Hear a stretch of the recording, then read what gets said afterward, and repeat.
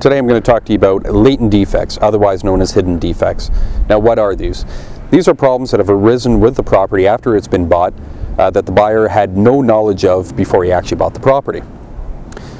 Now, a latent defect or a hidden defect is something that is not a cause of normal wear and tear. Also, the problem has to be significantly serious to the point in which the buyer would never have paid such a price for that property had he known about the problem. And also, the problem must have existed before the building was actually sold.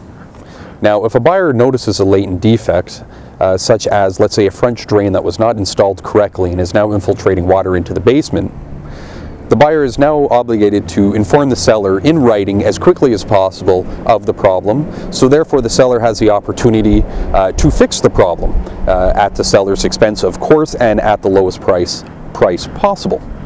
We have to give the seller the opportunity to do this.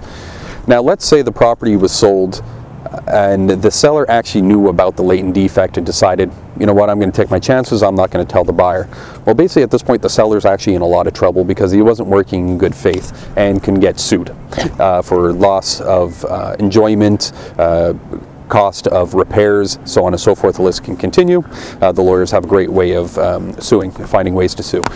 So ultimately it's the responsibility of the seller to make sure that he is working in good faith, that he does declare any problems that do exist, and if a latent defect does arise, the buyer should be given the seller the opportunity to fix the problem. The idea here is to stay out of court, that everybody works in good faith, and hopefully the problems are never really that large and we're able to just kind of fix them and life goes on. So I hope this information was useful, and we will talk again soon.